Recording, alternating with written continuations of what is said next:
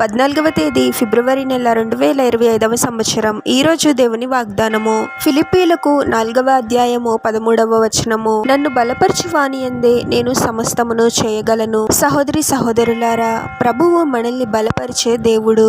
ఈ లోకంలో ఎదురయ్యే సమస్యల వలన కొంతమంది ఆరోగ్యంగా బలహీనమవుతూ ఉంటారు. మరికొంతమంది ఆరోగ్యంగా ఉన్నప్పటికీ మానసికంగా బలహీనపడుతూ ఉంటారు. కొంతమంది పాపానికి బానిసై ఆత్మలో బలహీనమవుతూ ఉంటారు. అయితే ఎటువంటి బలహీనత నుండైనా ప్రభు మనల్ని విడిపించగలడు. అద్భుతంగా ప్రభువే మనల్ని బలపరుస్తాడు. ఎప్పుడు కూడా మన సొంత జ్ఞానాన్ని, బలాన్ని, తెలివితేటలను ఆధారం చేసుకోకూడదు, కానీ ప్రభుపైనే ఆధారపడి జీవించడం నేర్చుకోవాలి. మన శక్తికి మించిన పనులను కొన్నిసార్లు మనం చేయాల్సి ఉంటుంది. దానికి తగిన జ్ఞానాన్ని, బలాన్ని మనం కలిగి ఉండకపోవచ్చు. అటువంటి కార్యము మన ద్వారా విజయవంతం అవ్వాలి అంటే మనకు అసాధ్యంగా అనిపిస్తుంది.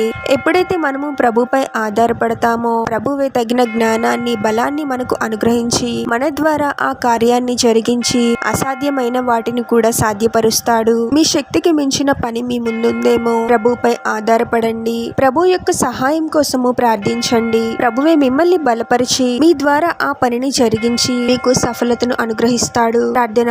పరిశుద్ధుడు ప్రభువా, మీ పరిశుద్ధమైన పాదాలకు వేలాది వందనాలు, స్తుతులు, స్తోత్రాలు చెల్లించుకున్నాము తండ్రి. మరొక నూతన దినంలోనికి మమ్మల్ని క్షేమంగా ప్రవేశింపచేసిన దేవా, మీకే స్తోత్రం ప్రభువా. ఎప్పుడు కూడా మా జ్ఞానాన్ని, బలాన్ని మనుషులను ఆధారం చేసుకునే వారముగా కాకుండా మీపైనే ఆధారపడి జీవించే వారముగా మమ్మల్ని దీవించండి ప్రభువా. మీకే మొదటి స్థానాన్ని ఇస్తూ మీ సహాయం కోసము మేము ప్రార్థించాలి తండ్రి.